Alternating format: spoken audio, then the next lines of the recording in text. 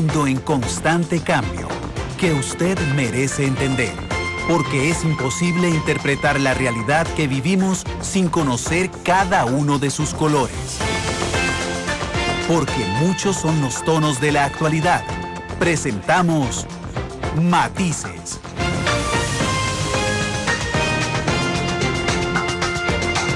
Una producción de Noticias Monumental.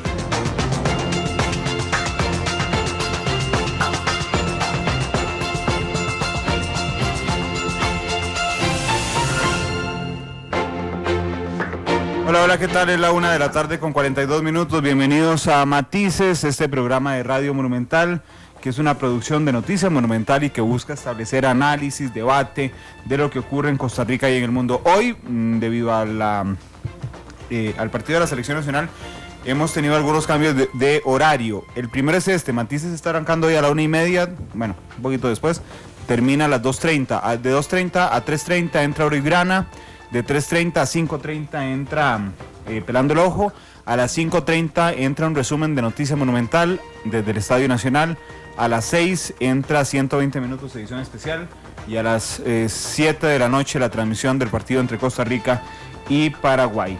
Ahorita les vamos a hablar del tema de fondo, vamos de una vez en materia, con nuestra productora Isel Martínez. ¿Qué tal, Isel? Buenas tardes. Buenas tardes, Randall. Buenas tardes a toda la gente que nos sigue a esta hora, hoy en horario especial. Ya hace menos calor aquí, ¿verdad? Hace bastante menos calor, es que ahí era demasiado caliente, más que el calor de la afición, la temperatura estaba demasiado elevada, pero igual nos complació mucho haber transmitido la segunda emisión de Noticias Monumental. Claro. Desde ahí, hoy el programa está un poquito más reducido, es solo una hora, pero está bonito y sustancioso. Bueno, así me gusta. Esa es la venta del programa. Vamos a empezar con la sección de los jueves en Matices. Los miércoles está Vivir Bien en el noticiero, los jueves están Matices. Así es que de una vez, mientras ponemos la presentación, prepare sus consultas sobre pensiones, sobre su pensión, la pensión de su mamá, de sus hijos, los beneficiarios, cuántas cuotas le faltan a usted.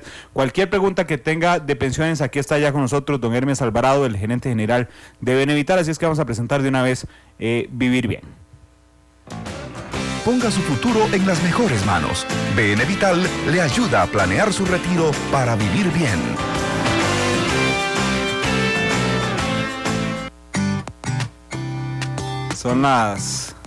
Es la 1:44, 25 grados Celsius es la temperatura en el centro de San José. Don Hermes Alvarado, ¿qué tal? Don Hermes, buenas tardes. Buenas tardes y bueno, feliz de estar acá de nuevo y esperando que le vaya muy bien hoy a la Cele, ¿verdad? Ojalá. Bienvenido a Matices hoy. Aprovechen las consultas hoy al 905-222-0000 porque la otra semana es Semana Santa y entonces no tendremos entrevista. Tendremos las cápsulas de asesoría financiera, asesoría en pensiones, pero no tendremos entrevista. Es correcto. Así es que bueno, ya empezaron a entrar 905-222-0000. Muy buenas tardes, ¿cuál es su nombre? Bueno, mi nombre es Carlos Benavides. Don Carlos, gracias por llamar. Quería hacer una consulta para saber cuál es el procedimiento y el porcentaje en el caso de que uno, para no pagar tanto el impuesto al salario, se deposite un porcentaje de eso, que entiendo que es el 10% de lo que eventualmente sería el monto total a pagar en impuesto al salario. Quería que el especialista me indicara y cuál sería el procedimiento. Claro. Gracias. Con gusto, don Carlos. Don Hermes. Bueno, sí, efectivamente el dato que usted mismo nos proporciona es el correcto. Es hasta un 10% del salario bruto mensual. Esto significa que si una persona gana, por ejemplo, 1.000.000 de colones, puede aportar 50.000 colones, puede aportar 80.000, puede aportar 100.000, puede aportar 150.000 en una pensión voluntaria, pero para efectos de gozar del beneficio fiscal, se le tasa como máximo el 10% del millón, o sea, los 100.000 colones. Sí. Usted puede aportar inclusive más que eso, pero para efectos de gozar del beneficio, solo el 10%. Lo que voy a decir es tributariamente egoísta, pero es que yo prefiero dar mi excedente a un fondo de pensiones que es mío que dárselo al Ministerio de Hacienda. Pues sí, eso es un buen razonamiento. En estas cosas a veces hay que pensar en forma egoísta, ¿verdad? Sí. Más pensando en la futura calidad de vida de cada quien, ¿verdad? Ahora bien, el procedimiento, una vez que usted ya aperturó el plan de pensión voluntaria con la operadora, le pide una constancia a la operadora para que presente ese documento al patrono a quien realiza la planilla para que le apliquen el aporte, ¿verdad? Para que le disminuyan el aporte de su renta gravable, ¿verdad? Allí sí es importante que debe haber pagos periódicos mensuales, porque alguna gente solo hace la apertura, no aporta más, pero sí goza del beneficio fiscal. Claro. Y eso sí ya sería defraudar al fisco. Bien, es la 1:46. 905-222-0000. Hoy, como ya es habitual en Matices, tenemos un segmento muy importante y que mucha gente lo ha valorado, que es la asesoría en pensiones. Y está don Hermes Alvarado, gerente de BN Vital. Buenas tardes, ¿con quién tenemos el gusto? Sí, buenas. Buenas, ¿con quién tenemos el gusto? Con Edén. Adelante. Bueno, quería hacer una consulta, don Hermes. Yo cotizo para la caja voluntariamente, ¿verdad? Tanto para la atención médica como el IBM. Yo me desempeño como trabajador independiente en lo que es mantenimiento. Hace como unos 5 años, por mi propia cuenta. La pregunta es la siguiente. La caja, en este caso, ¿cómo se basan ellos para aumentarle, digamos, cada año un porcentaje a lo que son las cuotas, tanto para el IBM como la atención médica? Porque, digamos, en el caso mío es un poco, es variable el asunto. O sea, cuando es el invierno yo puedo, pues, obtener más trabajos. Cuando es verano es menos. Entonces, ellos, en el entonces que me hicieron el estudio, creo que de 150,000, creo que había sido la cotización que hayan hecho, digamos, del salario. Entonces, y tengo esta pequeña consulta, quería saber cuál es la razón en la cual ellos se basan para poder aumentar esto, si eso ya está establecido o...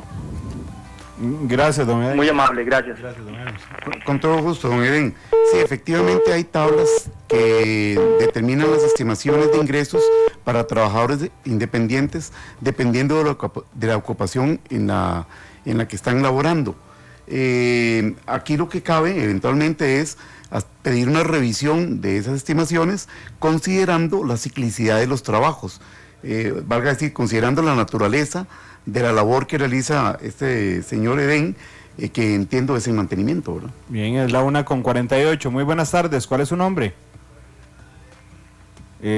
Vamos a ver, porque no escuchamos aquí a Monitor. Alberto. A ver, 905-222-0000. Ya está ingresando Sí. la nueva llamada de las personas que están en este momento haciendo su consulta sobre asesoría en pensiones, como es habitual. Pues, buenas tardes, ¿con quién tenemos el gusto? Carlos Ibaja. Don Carlos Ibaja. Ajá. Don Carlos, gracias por llamar. Adelante, por favor. Mire, yo quería hacerle una consulta, señor. Yo tuve una emergencia y yo había oído en el programa anteriormente que uno podía renunciar al fondo de pensiones complementario. Y fui al banco y me dijeron que eso era intocable. ¿A qué se debe? Don Carlos, quédese en línea un momento, por favor. Don Carlos, usted es asalariado. Alberto, no le oímos al señor la respuesta. Don Carlos, le preguntaba a don Hermes si usted es asalariado. Se nos cayó la llamada. Bueno, vamos a suponer que es una pensión obligatoria en virtud de que es una persona asalariada. Efectivamente, estos recursos de la pensión obligatoria no pueden ser utilizados hasta tanto acrediten la condición de pensionado por el régimen básico. En ese momento sí se podría disponer del dinero. ¿Y por qué es la distinción entre asalariado y no asalariado? Porque el no asalariado entraría necesariamente en una pensión voluntaria. En cambio, el asalariado aportaría obligatoriamente la pensión sobre el salario, ¿verdad? Sobre la planilla. La que nosotros desconocemos como pensión complementaria, la que todos estamos obligados a tener los asalariados, es la que no se puede tocar hasta que uno se pensione. Así es. Y ahora, ¿qué pasa? Porque esto es una pregunta muy frecuente. ¿Qué pasa si yo aporté una pensión obligatoria por 10 años, luego me dedico a un trabajo independiente? ¿Y qué pasa con ese dinero que está en mi cuenta individual? ¿Lo voy a perder? No, ese dinero nunca se pierde, es propiedad suya desde que ingresa a la cuenta individual. Ahora, como probablemente no va a poder presentar como su condición de pensionado, la caja estipuló que en esos casos a los 65 años puede retirar lo que usted tenga en la pensión obligatoria. Ok, lo que puede retirar, don Carlos, si usted renuncia, es el Fondo de Capitalización Laboral. Es correcto, el Fondo de Capitalización Laboral, que es un adelanto del auxilio y cesantía, ¿verdad? Sí. Ok, es la 1:51, vamos a más llamadas. Sí, buenas tardes. ¿Con quién tenemos el gusto? Hola, buenas tardes. 905-222-0000. Bueno, lo que pasa es que están entrando tantas llamadas que se nos están empezando a saturar yo nada más, central. Alberto, ¿se fue la señal? ¿Se nos fue la señal o se nos fue la llamada?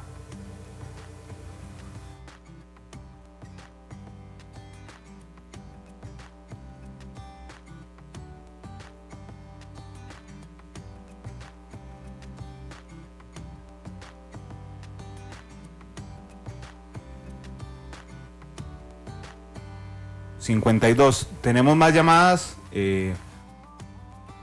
¿Cuál es su nombre? Ahora sí, bueno, le puede bajar un poquitito al radio, discúlpeme. Y nos escucha por el teléfono para que así no se le meta interferencia. Ahora sí, caballero. Yo, Carlos Cibaja. Don Carlos. Sí. No, es la señal que está fallando. Viera qué mal que se oye. Sí, es que tenemos un problema de fluido eléctrico en el volcán Irazú. Ya. Pero bueno, lo estamos arreglando. Es don Carlos Cibaja el que nos estaba llamando antes. Sí, qué suerte entrar dos veces. Sí, don Carlos. Randall, yo soy un fiel oyente de ustedes. Gracias, don Carlos. Eso no es frecuente. Que dicha que volvió a entrar. Le explicaba a don Hermes que la pensión complementaria nosotros nunca la podemos tocar hasta que cumplamos 65 años o nos pensionemos. Que lo que sí podría tocar, si usted la tiene, es una pensión voluntaria. Sí, o el eso FCL. me han dicho. Yo lo que quería saber es el por qué, y ahora oí la explicación también. Muchas gracias. No, hombre, don Carlos, más bien muchas gracias a usted. Con todo gusto, don Carlos. Gracias. 1:53. Ahora sí, 905-222-0000. Buenas tardes. ¿Con quién tenemos el gusto? Hola, buenas tardes. Sí, buenas tardes. ¿Con quién tenemos el gusto? Jorge González. Adelante, don Jorge. Eso es de Neital. Sí, señor. Sí, adelante. Sí. Mire, es que quería hacer una consultita. Yo cotizo para eso de la pensión. Yo quería saber si a la hora de mi pensión, a mí me quedan exactamente un año para pensionarme. Me dijeron que para el 2016. Digamos, a la hora que yo me pensione, el dinero ese que está en ese fondo de pensiones se lo dan a uno de una vez o se lo dan en tracto. Una excelente pregunta, don Jorge. Don Hermes. Sí, don Jorge, una de las también preguntas frecuentes. ¿Claro? Vamos a ver, cuando la persona alcanza la condición de pensionado y con la certificación en mano, se apersona en la operadora y allí inmediatamente se le realiza un cálculo que está predeterminado por la Superintendencia de Pensiones y que es estándar en cualquier operadora. Dependiendo de ese cálculo, si ese cálculo es superior al 10% del monto de la pensión que le da el régimen básico, usted debe de escoger un plan de pensión con la operadora. Okay. No se puede llevar el dinero, sino que se lo va a dar mes a mes. Mes a mes. Si el cálculo da por debajo de ese 10% de la pensión que le da el régimen básico, entonces sí se podría llevar el dinero en un solo tracto. Ok, perfecto. Es la 1:55. Vamos con la siguiente llamada. Muy buenas tardes. ¿Cuál es su nombre? Buenas tardes, Pablo López. Don Pablo, gracias por llamar. Adelante con su consulta, por favor. Sí, una consulta. A ver, si yo coticé durante 15 años porque era asalariado y posteriormente me dedico a lo propio, ¿qué sucede con el dinero de la pensión que se cotizó durante esos 15 años? ¿Yo puedo tomar ese dinero y pasarlo a una pensión voluntaria? Gracias, don Pablo. Muy buena consulta, más. Le ruego que se mantenga en línea telefónica. Don Hermes, que era uno de los ejemplos que usted estaba dando. Ahí está, sí, bueno, con la ley a mano. Sí, don Pablo, si usted aportó efectivamente durante 15 años, eso significa que usted ya tiene 180 cuotas. Al tener 180 cuotas, no ha consolidado el derecho a la pensión. Usted puede, o cualquier persona que aporta al régimen de invalidez, vejez y muerte, consolida su derecho a la pensión con 300 cuotas aportadas mensualmente. ¿Qué sucede con esas cuotas? No se puede trasladar una pensión obligatoria, ni mucho menos a una pensión voluntaria, porque son regímenes diferentes, de naturaleza distinta. En estos casos, por ejemplo, cualquier persona que haya aportado y no alcance el derecho a la pensión, esos recursos quedan en lo que denominamos una olla en común para futuras pensiones para otras personas. Pero entonces la pierde. Es correcto, lo que aportó en el IBM, al no consolidar su derecho, lo aportado queda en este régimen. Pero, don Hermes, para que don Pablo, que todavía está en línea, ¿verdad? Para que don Pablo no pierda ese dinero, ¿hay alguna forma? No sé, se le ocurre, cuando usted es cuando usted es propio, puede seguir yendo a cotizar y la vuelve a activar. Aquí la asesoría va en dos líneas. Una, bueno, haga un esfuerzo, pague la pensión voluntariamente en el IBM, sigue cotizando, y cuando ya tenga las 300 cosas, es que lo que le faltan son 120, 6 años. Son 10 años. 10 años. O sea, y se escucha una persona joven, consolide. Mi primera recomendación es consolide aportando una pensión voluntaria en la caja durante al menos 10 años, y ya consolida el derecho a la pensión, y ya no perdería lo que ya tiene aportado, que son 15 años. Y por otro lado, si es independiente, también que piense en tener una segunda pensión contratando un plan de pensión voluntario con cualquier operadora de pensiones. Don Pablo, ¿le quedó claro el tema? Porque, digamos, prácticamente tiene solo una opción para no perderla, don Pablo. Sí, correcto. Lo mismo sucede con la complementaria. En la complementaria obligatoria, cuando usted fue asalariado, lo que usted aportó sí está en una cuenta individual, sí es usted el titular de la cuenta, y lo podría retirar cuando usted, o se pensione, o dos, cumpla los 65 años. Sí, ese dinero sí es usted el propietario único, y una cuenta individual no se pierde. Ok, de acuerdo, muchas gracias. Con todo gusto. Gracias, don Pablo, usted. Bien, es la 1:00 con 58 minutos. Listo. ¿Cuántos intenta? Me hizo mucha gracia don Carlos Ibaja, y le agradezco mucho que llamó solo para agradecer. Sí, interesante. Porque ya le habíamos contestado al aire. Don Hermes, muchas gracias. No, con todo gusto. Y nos vemos después de Semana Santa. Después de Semana Santa, suerte en todo. Muchísimas gracias. Nos vemos antes de que vuelva a jugar Heredia, ¿verdad? Es muy probable, sí. Bueno. ¿Verdad? Y que vivan las Flores, entonces. Sí, no lo dudo. Don Hermes, muchas gracias. Vamos a la pausa comercial. Regresamos. ¿Sabe cuál es el tema de fondo? Lo invito ahora que va en el carro para la oficina a seguir escuchando Matices.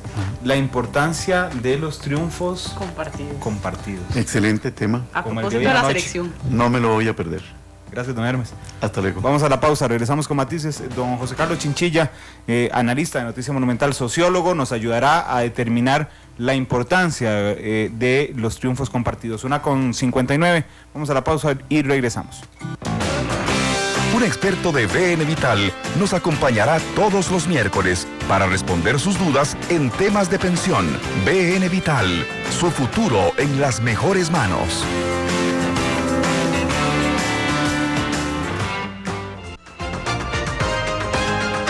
La actualidad, sus tonos, sus contrastes. Esto es Matices.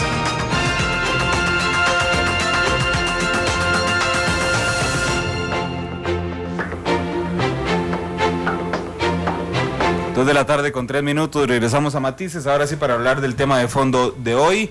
Entonces le voy a pedir a nuestro compañero Otto Alberto Hernández que nos ponga la canción de la Cele para meternos en ambiente. Y no vamos a hablar de deportes, pero vamos a hablar de triunfos. Sí, y el partido de hoy es un panorama muy importante porque a muchos nos evoca todo lo que pasó en el Mundial de Brasil 2014. De hecho, se ha catalogado en la campaña monumental como el partido del reencuentro, Rando. Claro, porque es el reencuentro de la afición sí. Con la selección nacional, pero no solo en términos meramente deportivos, es que es más allá. Yo recuerdo, yo estuve de vacaciones una semana durante el Mundial y estuve fuera de San José. Y la gente era una cosa impresionante, lloraba, gritaba. La euforia, que no le incluso de gente el que no le gustaba el fútbol, sí, claro. Es lo más increíble. Don José Carlos Chinchilla, sociólogo, analista de Noticia Monumental, está aquí con nosotros. Don José, ¿qué tal? Buenas tardes.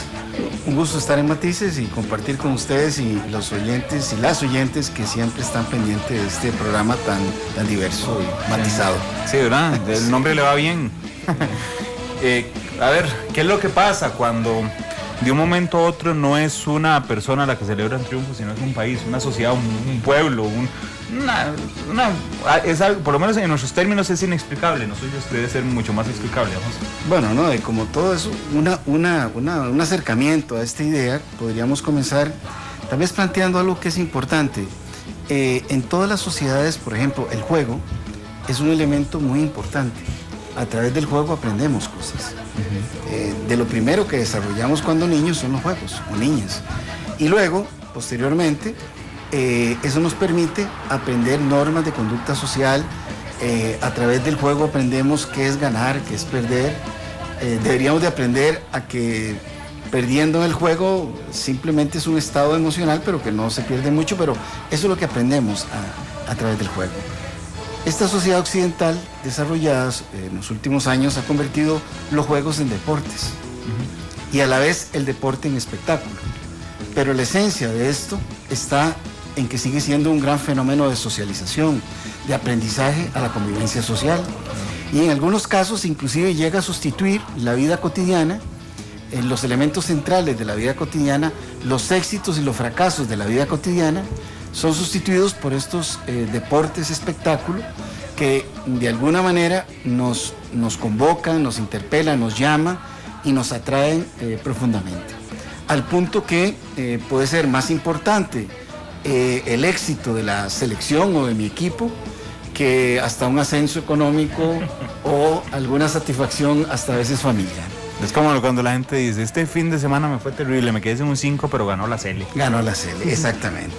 Y entonces, en sociedades como las nuestras, que cuesta tanto la vida, que hay que trabajar tanto y que es tan difícil obtener éxitos, logros económicos, etcétera, etcétera, cuando algo en lo cual yo estoy identificado, que puede ser un deportista o la selección en este caso, en la cual todo el mundo se identifica, permite algo que es maravilloso y es la identidad nacional. En tiempos de globalización, como yo lo veo, el tener identidad nacional es fundamental. A mí me parece muy triste cuando la gente plantea problema país, situación país, porque el país es impersonal, pero la nación no. La nación somos todos, las personas. Y en este sentido, el logro de la selección nacional es el fortalecimiento de la idea de que podemos lograr cosas extraordinarias. Aquí lo interesante es ver cómo esas cuestiones extraordinarias que se han logrado pasan necesariamente por el trabajo, por la dedicación, por el compromiso de los actores directos del asunto, o sea, los futbolistas, por quienes los entrenan y por quienes los dirigen. Pero el fenómeno sociológico es la identidad, la proyección que yo como persona y ciudadano tengo en ese conjunto que siento que me representa y que siento que yo soy parte de él. Ciertamente en un espectáculo deportivo, en el deporte, en este caso en el fútbol, en la cancha hay dos equipos, hay dos grupos de actores, pero hay un tercer actor, que somos todas y todos que estamos viendo esto y que nos sentimos parte de aquello. En Costa Rica, por ejemplo, en la década de los 90, la selección fue mítica. Claro. Y permitió reconstruir una identidad nacional muy deteriorada.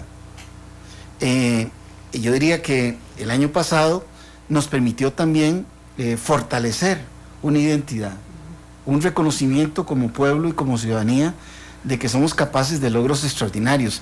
Y con esto no es que estoy planteando de ninguna manera que esta realidad del fútbol pueda sustituir las otras realidades. Sí. Pero independientemente de que es un juego convertido en deporte y en espectáculo, es algo que realmente a nivel de la satisfacción de las gentes, cuando se logra un éxito, nos hace sentir mucho mejor. Igual cuando pierden, digamos, dependiendo de la pérdida. Claro, pero es que hay puntos, a mí lo que me llama la atención de lo que usted nos está diciendo, es que hay puntos de inflexión en la historia de las naciones, ¿verdad? Y entonces uno podría decir, y voy a intentar ser muy rápido, 1821 es la independencia, ¿verdad? 1848, la creación de la República de Costa Rica. 8 años después, la campaña nacional, y fortalecemos nuestra identidad. Ahí vamos pasando por algunas situaciones, ¿verdad? 1910 el terremoto de Cartago, 1948 la guerra civil, digamos, cosas que nos prueban como país, que son como esos momentos fuertes en la historia. Seguimos hacia el 82, la crisis del 7882, ¿verdad? Que nos prueba como país. Italia 90, que nos vuelve a probar como país, y después pasa un tiempo, digamos, otra vez volvemos a caer en esa impasse hasta Brasil 2014, que digamos, yo sé que pueden criticarme que estoy mezclando la política con el fútbol, pero son como puntos de inflexión en la historia nacional. Pero también aquí hay que ver algo muy importante, se está mezclando la política con el fútbol, pero cuando se dan este tipo de triunfos, don José Carlos, también trasciende incluso el discurso político, por la misma identificación que se genera en la población. Claro, es que yo no podría separar, digamos, la política no se puede separar de nada, somos el son politicón que de los griegos se viene planteando, somos gente política, aunque nos digamos que no somos políticos. Y el fútbol, digamos, en particular, creo que juega un papel muy importante en el estado de ánimo y en la identificación de la gente. O sea, no es lo mismo cuando un pueblo está decaído y desanimado, y en lugar de obtener reconocimientos externos, más bien lo que nos plantean son las debilidades que tenemos, que cuando por el contrario, de pronto somos exitosos, como en nuestro representante deportivo. Entonces eso crea un clima diferente, un estado de ánimo diferente. Esto de la cuestión y la identidad es muy, muy importante, digamos, desde mi percepción, y en esto no todo el mundo coincide. La construcción del Estado Nacional costarricense para mí se da, digamos, fundamentalmente a partir de ese momento tan superior de defensa del territorio nacional en la campaña nacional, ¿verdad? Ese es un momento constitutivo de la identidad nacional. Anteriormente, véase que el pueblo estaba dividido. En 1821 no estaban de acuerdo con la independencia, otros no había unidad. Luego la guerra de Chomogo, la famosa guerra que tiene como resultado la ley de la ambulancia, y así sucesivamente. Bueno, ahora este Estado nos convertimos en costarricenses, y el ser costarricense, digamos, tiene, como cualquier otro ser, la particularidad de la identidad. Y la identidad ciertamente es una idea, pero también es una práctica. En 1963, cuando el volcán Irazú explotó, la solidaridad de los costarricenses fue muy importante con el pueblo cartaginés. Cuando se vino el desastre de Taras, ¿verdad?, la solidaridad fue absoluta. Y así, cuando Arenal... ahí son momentos de identidad sobre la base de una catástrofe natural y las consecuencias sociales que tiene. Claro. Pero los otros momentos de identidad son mejores, más felices, que es cuando logramos grandes victorias. Qué sé yo, de alguna manera la gente de Costa Rica se sintió muy bien cuando Cham pudo viajar al espacio. Sí. Y la gente se identifica hasta la fecha. Y así encontramos lo de Silvia y Claudia Paul, por ejemplo. Sí, el Nobel de la Paz de Oscar Arias. El Nobel de la Paz en su oportunidad también. Y así sucesivamente. Son momentos que permiten identidad y crean un clima positivo hacia el actuar. Ahora, evidentemente todo esto tiene consecuencias políticas. ¿Por qué? Porque realmente lo que se hizo en Italia, así como lo que se hizo en Brasil, muestran la gran potencialidad que se tiene para llevar adelante procesos más allá de lo imaginado. Nuestro escepticismo y nuestra autocrítica a veces es feroz. Esta es una sociedad que alguna gente critica y se burlan de que hablan de que es la sociedad más feliz. Pues yo no soy ningún ingenuo y yo creo que esta sociedad en términos de felicidad es mucho más feliz que otras. ¿Por qué? Porque tenemos algunas cosas casi garantizadas básicamente. Las podemos tener mejor, pero digamos, en relación a otras sociedades, el acceso a la educación, el acceso a la salud, de alguna manera el acceso a la vivienda y a otras cosas, a derechos fundamentales, la existencia de una sala cuarta que nos garantiza como ciudadanos que podemos realmente, frente a lo que consideramos una arbitrariedad del Estado o de otro ente, acudir. Es decir, somos una sociedad que tenemos elementos como para estar más satisfechas que otras. Y si le agregamos logros de esta dimensión que implican reconocimientos externos a lo que hacemos, me parece que se fortalece la identidad en un sentido positivo. Sí, a mí me llama mucho la atención porque también a la par de un triunfo está también la unión de un grupo. Y muchas veces cuando se veía, por ejemplo en el caso de la selección nacional como tal, se lograba inferir que a nivel interno de camerino había una buena relación con todos los jugadores. ¿Cuál es la importancia de eso en un triunfo? Bueno, es que la sociedad humana, por ejemplo, la esencial de la sociedad humana es su carácter gregario, de grupo. Realmente, si nuestras primeras organizaciones sociales, la familia original, consanguínea, no hubiese tenido altos niveles de identidad y solidaridad y de trabajo conjunto, nunca hubiéramos podido evolucionar y avanzar. Entonces, realmente es un carácter fundamental. Además, en la actualidad, el desarrollo, digamos, de la cognición, nos dice que somos parte de redes, y las redes implican, evidentemente, interacciones de múltiples elementos, de química, biología, etc. Y los seres humanos, para poder seguir evolucionando y transformar, tenemos que tener esa fuerza, esa identidad, esa unidad. Y eso es algo esencial en todas las sociedades. Desde Durkheim planteaba que existía un elemento básico para la unidad social y que no había sociedad sin unidad, y era el principio de la solidaridad. Y habla de dos solidaridades, la solidaridad mecánica y la solidaridad orgánica. Según una sociedad es muy compleja, entonces el Estado nos ayuda a tener esa solidaridad y otras ideas. Si es una sociedad muy pequeña, las prácticas cotidianas nos llevan a eso. El fútbol en nuestra sociedad en la actualidad es un elemento de identidad. Y es un elemento de identidad hacia lo nacional y hacia lo global. Por ejemplo, antes, cuando yo me criaba, o era sapricista o era alajuelense. Hoy los niños y niñas son madrilistas, barcelonistas. O sea, somos parte de un mundo más complejo. Sí. Y no importa, eso está bien. Que haya gente que piense que el Barcelona es su equipo. Eso está bien siempre y cuando no perdamos el que fundamentalmente somos de la selección. Y cuando yo escucho a la gente cotidianamente, hay sapricistas, hay alajuelenses y hay de muchos otros equipos, y no se aprecian mucho, que digamos, pero ambos coinciden en la selección. Sí. Bueno, igual en el país. Yo creo que en este país el hecho de que los triunfos de la selección nos diga que podemos lograr cosas más allá de nuestras diferencias, eso me parece que es muy importante. Y es muy importante, y es un aprendizaje que la clase política de este país debería tener, de que hay momentos en que hay que dejar de lado las diferencias particulares en función de realmente obtener logros que mejoren la calidad de vida de nuestro pueblo. Porque además es el único espacio en el que yo creo que esto ocurre, digamos, es el único espacio en ese momento en el que dejamos de lado las diferencias y nos unimos. No se me ocurre, por lo menos en este instante, otro. No, antes la religión sí, cuando la católica era religión absolutamente dominante y casi universal, sí.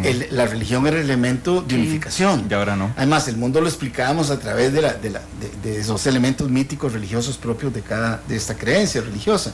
Bueno, ya hoy sabemos que el país ya no es, digamos, mayoritariamente católico, pero hay otras corrientes de pensamiento religioso y otras formas. Entonces, realmente el elemento que queda es este, porque la política nos separa y nos une, es un estira y encoge, pero el fútbol en este momento nos identifica, y vos lo decías muy bien, perdóname la confianza, pero cuando dijiste gente que hasta ahí no le gusta el fútbol, de pronto en el mundial se identifica, ¿verdad? Y eso efectivamente es porque hay una fuerza colectiva y hay una necesidad de ser partícipe de esta fiesta.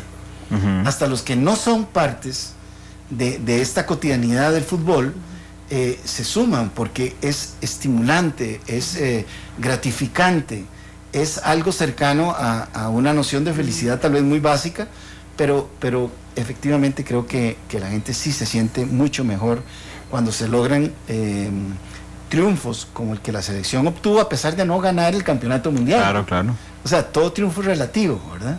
Sí. Y nosotros consideramos que haber ya llegado al mundial era un logro, y se festejó mucho.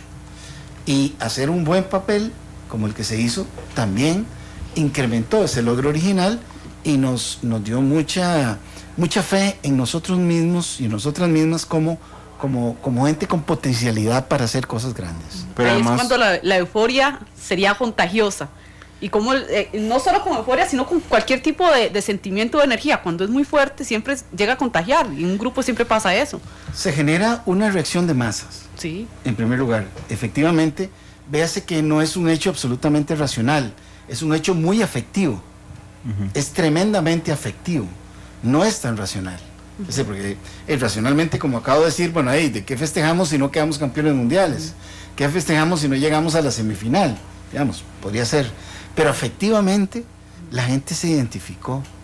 Afectivamente, la mayoría de los jugadores que están en la selección y que estuvieron en la selección son gente que casi todo el mundo la quiere. Alguien no los querrá, pero, digamos, en general, Entonces vean que hay una relación afectiva, y es que la identidad es también y contiene un alto grado de afectividad. Pero además, porque las percepciones son una construcción social. Digamos, si en el Mundial había alguien que no sabía un carajo de fútbol, nada, ni siquiera que es no sé, que es una posición prohibida, o nunca había visto jugar a Brian Ruiz en la vida, pero decía, ¿qué jugadorzazo es Brian Ruiz? ¿Y usted cómo sabe? Porque mi mamá, mi hijo, el periodista que oigo en Monumental, la crónica que leo en el periódico, dicen que es un jugadorazo. Entonces mi percepción se ve reafirmada por la construcción social de que tenemos una super selección. Entonces había gente que no sabía nada de fútbol y le decía a uno, qué bien jugó la Sele. Se convierte en una representación social, y esa representación social nos impacta, querrámoslo o no. Y la verdad es que usualmente la gente genera pocas resistencias frente a este tipo de fenómenos, y creo que de alguna manera este hecho, digamos, futbolísticamente casi que insólito de lo que se hizo, digamos, como que soltó muchas amarras que podíamos tener como sociedad, como personas, y que lamentablemente todavía no han sido bien aprovechadas, porque estos momentos de euforia es como en un barco velero el viento a favor, digamos, y deberían de haber sido aprovechadas para navegar. Uno mismo decía, qué suerte la de este presidente, don Luis Guillermo, que ocurra esas cosas, porque ahora tiene todo el viento a favor, ¿verdad? Y bueno, me parece que no se ha aprovechado todo lo que se podría haber aprovechado en un momento en el cual todo está a favor de creer en algo, de saber que podemos hacer cosas más grandes, de que podemos cambiar cosas. Pienso que eso debe pasar, digamos, que no se trata de cambiar el 3 días más de trabajo en Semana Santa, sino otras cosas más importantes. Claro, pero es que la tenía sobre la mesa 1.300.000 votos, la Sele en cuartos de final, claro. Solo le faltaba que volviera a aparecer la Virgen de los Ángeles para, digamos, afincar toda la idiosincrasia costarricense. A mí me llama la atención, me acordé de mis abuelos ahora que usted hablaba sobre la religión comunión, porque el único espacio es efectivamente el deporte. Pero yo me acuerdo que uno le decía a los abuelos, es que fulano me cae mal, pero todos somos hijos de Dios, ¿verdad? Ese era lo que nos unía, todos éramos hijos de Dios, y ahora no todos somos hijos de Dios. Entonces, en el discurso popular, pero todos somos ticos, y todos vamos con la Sele, y todos nos ponemos la camisa roja el día que juega la selección, que esto es algo también... Son simbolismos que al final llegan a tener un peso muy importante en la población en general. La gente quiere identificarse como parte de algo tan importante. Es decir, el que la gente se vista de rojo es para apoyar, pero también es para sentirse parte de, ¿verdad? Y esto, digamos, en contraste con la realidad, a veces la gente le cuesta mucho ganarse la vida, le cuesta mucho comprar las cosas. ¿Cómo no va a festejar un gol que le da la victoria, digamos? Y tal vez va a ser la única victoria que tiene durante la semana, o del mes, o del año. Entonces, ciertamente el fútbol ha logrado eso, y su mayor virtud es el mayor cuidado que tenemos que tener.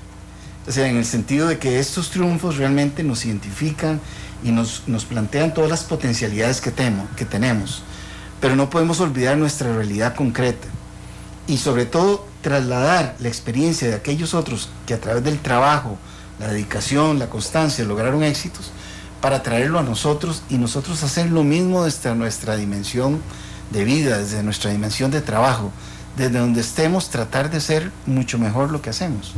Esa es la parte en que a veces no aprendemos, ¿verdad? Y esa es la parte en que es bueno, y por eso acepté esta invitación, para ir a conversar con ustedes y darles esa otra dimensión de algo tan vital para una sociedad como la nuestra. Claro, no solo nos alegremos y brinquemos cuando gana, sino imitemos lo bueno. Sí. ¿Verdad? Bueno. Sí. Ojalá que, dice Adolfo, una ventaja de Costa Rica es que no tenemos problemas étnicos, tipo Ucrania, los Balcanes, es más fácil unirnos como país. Bueno, puede ser. Un día de estos estaba viendo un documental de la Universidad de Costa Rica sobre etnicidad. Y claro, todos somos descendientes prácticamente de los mismos.